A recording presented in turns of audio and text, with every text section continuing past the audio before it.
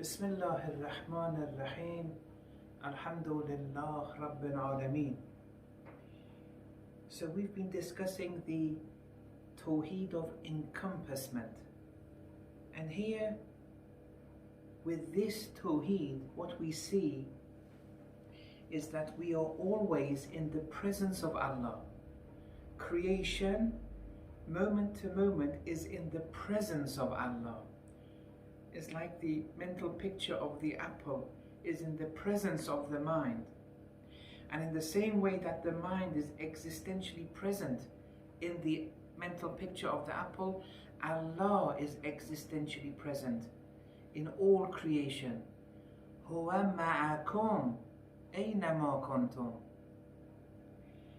So when we sit, stand, work, play, eat, and so on and so forth, all our bones, all our breaths, and so on and so forth, they are working in Allah's presence. This is important. And Allah is present in all these actions of ours. And if we become aware that Allah is existentially present within us and we are in the presence of Allah, if we see this reality, this in the Quran is called experiencing the divine color of Allah subhanahu wa ta'ala. We acquire Allah's color, so to speak. Sibghat Allah wa man ahsanu min Allah sibghatan wa nahnu lahu abidun. In chapter 2, this verse, which is paraphrased as our life takes its color from Allah. Although it starts with Allah's color, but it's used in the accusative sense, meaning that the subject or the agent is deleted, so to speak. It's a manner of speech. It's a manner of the way it's phrased. Sometimes you say thank you, it means I thank you, but there's no need to mention I, for example. Anyway, here, Sibghat Allah, the color of Allah, meaning that our life takes its color from Allah. That's the objective. And who's better than Allah? Coloring, color-wise. So here, this presence of Allah we want to see. If we see it, we are colored by Allah, a divine coloring, and we are worshippers of Him. So now the question arises as to why don't we see or experience or become aware of this presence? If we are moment to moment in the presence of Allah, and Allah is existentially present in us, our actions and so on and so forth, why don't we see it? Why are we not aware of this? Here there are many very simple answers to this question, and well, naturally our perception is limited. We can only perceive so much, and perceiving the presence of Allah is not an easy task, especially when you're drowned in the realm of materialism. And sometimes because of the preoccupations in this worldly life, and we've become used to so many things.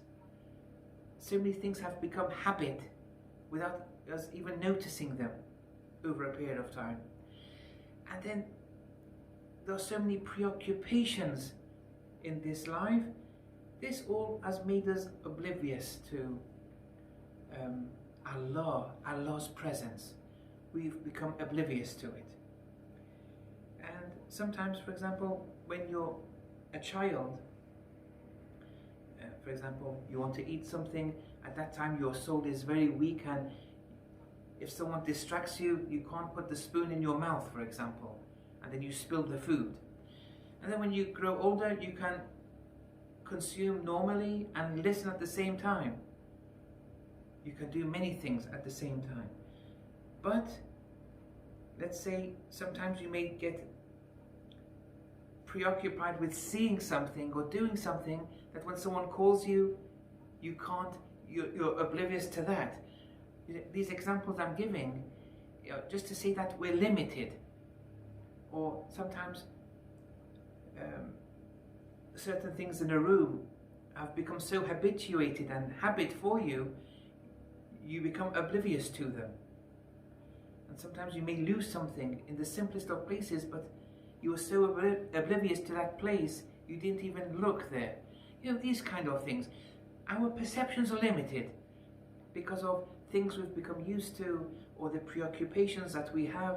Someone watching television and they're being called, they don't, for example, turn around, or certain smells and aromas we've become used to that only when they're not there we realize their absence, and so on and so forth.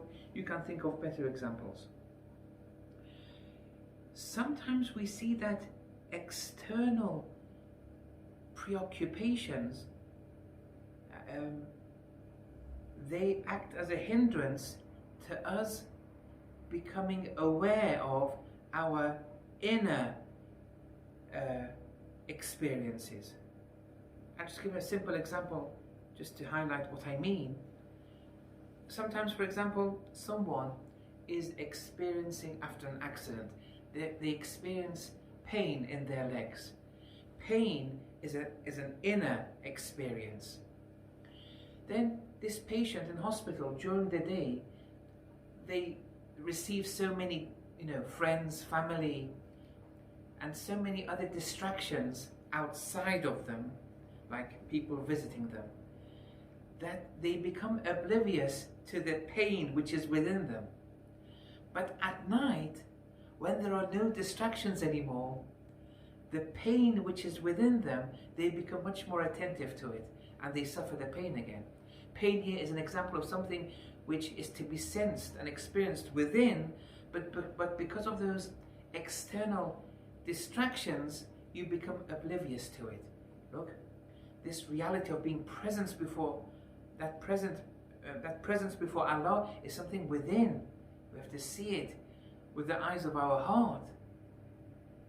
But the external distractions act as a hindrance, and other examples that one can give. And sometimes, very simply, the instruments to which we perceive may be affected, like our memory, or sometimes the food that we consume can have an effect, or illness. All these can have an effect on our perceptions. Now, we want to witness something important, the presence before Allah. In order to do that, we have to witness something else, and that is that we are nothing. The fact that we are nothing, and we've discussed that in previous sessions, and everything is Allah's, all attributes are His. When we are nothing, this we are nothing is an important precursor to witnessing Allah's presence. Because once it's heartily established that we are nothing, the link to everything is Him becomes easy. Okay, now let's discuss this in a bit more detail. Sometimes we unfortunately see ourselves as independent, and all the perfections that we manifest, we attribute it to ourselves. And that's why sometimes we compare ourselves to others and say, I am better than him, or they are better than them, and so on and so forth. So if I pass an exam, I say, I achieved this. My knowledge is a lot. Or in front of the mirror, I say, I am beautiful. Look, beauty you're attributing to yourself. If you're first in a race, you say, I am strong. If you've received inheritance, you say, I am wealthy. All these things you're attributing to yourself. These are attributes of perfection. You're attributing to yourself, where in reality, you are nothing. All attributes are His, are Allah's. You are nothing. It's like the mirror example, that the mirror saying, that I am reflecting the light. The mirror is oblivious to the fact that it's the sun which is the source of light. We are oblivious to the fact that when you say, I am wealthy, I have knowledge, I did this, I did that, it's all His. He did it. All attributes are His. Nothing should be attributed to you. And continue with the mirror example. Let's say the mirror says, I am reflecting light. Now when it becomes night, the mirror realizes that all along it was the sun which was reflecting light. But they've realized it at night. Me and you at death will realize that all those attributes in our lifetime that we attributed to ourselves, it was all Allah's. But it's too late now, you're dead. With the mirrors, it's too late, it's night now. The test is to realize and witness this truth, this divine color. We want to realize it in this world before passing away and dying. And then it's inevitable, we will all realize that all along it was Him. All attributes was Him. We were just a safekeeper. Look, if we truly understand this reality, that I was just a safekeeper, nothing was mine. A deposit was given to me. Allah manifested through me. This was a deposit. I was just a safekeeper. And then it's all going to be taken away from me. In this world, temporarily, something was given to me. And it's going to be taken away. But we were blessed, and we are blessed, to have been given this opportunity for Allah to manifest through us. And during this time, we have to make the most of it. But how? How do we make the most of it? By realizing wholeheartedly, not academically, that we are nothing and it's all Him in play. This realization is something important for our perfection. But realizing you are nothing is important, and it's all Him. And He is manifesting, we are in His presence, He is existentially present within us, every molecule of us, every atom of us. He is present within us. And we are in His presence. This has to be accepted by the heart. But how? We're so oblivious to this reality because of these preoccupations which don't allow us to see this reality. Now, usually when one encounters a severe burden and one realizes all these avenues of help are blocked, all this, I am this, I am that, I have this, is of no use now. And you're drowned in a severe burden. All avenues are, lost or closed. Here, all those false attributings you did to yourself, where you attributed attributes of perfection to yourself, all these, in the midst of these severe burdens, all these will become eliminated. And then, once they are eliminated, you will witness within yourself and perceive wholeheartedly that I am nothing, I was nothing, and I am nothing now. Because of that, what the severe burdens have done to you. And then you realize all along that you were just reflecting another's power, another's beauty, another entity's knowledge, and so on and so forth. And you realize that you're wholly dependent on this other entity.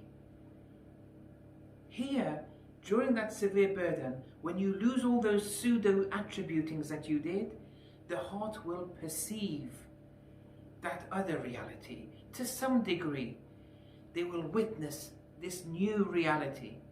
That's the color of Allah, Sibghat Allah. And here, this is something important. Yes, after the burden goes away, unfortunately, most people become oblivious again. But the true intellect will make the most of it. will make sure that that experience isn't lost as easily as before. And so here one has to try and lessen those distractions. So after seeing that reality or perceiving that reality to whatever degree, they have to make sure that those preoccupations and because they've witnessed something within, that which makes them forget that reality the heart witnessed during the time of burden, the worldly distractions unfortunately come, and then one forgets again. So the protocol in maintaining and prolonging that inner experience of Him, to whatever degree you've perceived it, the key is to detach from all those distractions. And here the tools of muraqabah in spiritual wayfaring is essential. It's like the leg pain example, where the leg pain at night, you're aware of it because there are no distractions. During the day, when the guests come, you forget the pain. You become oblivious to the pain. Here too, with muraqabah, which is a very important spiritual tool, you can now, you can maximize this this blocking of distractions outside you, which act as a hindrance in your continuous remembrance of that reality which you've perceived during the severe burden. But even if there were no burdens, muraqabah, as a result of blocking all distractions, helps you to witness that inner reality too, that presence of Allah, the color of Allah. And in the Sharia, when it says don't eat excessively, don't sleep excessively, all these are all distractions. Look, all these protocols in the Sharia want to connect you to yourself, for you to see you're nothing and you're in the presence of everything. Not having bad friends, for example, doing futile things, speaking futilely. Look, even some scholars have compared futile talk to, one shouldn't really open this up, but talk which is void, yes, talk which is void, they have compared to consuming haram. Yes, although it's not an area I want to open up now, but talking voidly is on a par with consuming haram. And scholars have talked about this, but in time, inshallah. Having bad friends, look, all these are distractions. However, if you were to recall Allah's attributes in seclusion, alone, at night, with no distractions, uttering your nothingness before Him, with the tool of muraqabah in certain manners and forms in spiritual wayfaring mentioned, all of it over time, you keep on deleting the distractions. Deleting the distractions, you realize it's all Him. You're nothing. And your reality is your nothingness. And then that witnessing of the fact that it's all Him, this is something which once witnessed, you'll never forget, and your aql, your intellect, would say to you, well, do your best to prolong it, to keep it, not to forget it. And this makes you even more industrious in this field, and so on and so forth. Okay, I'll end here. Wa sallallahu ala Muhammad wa ala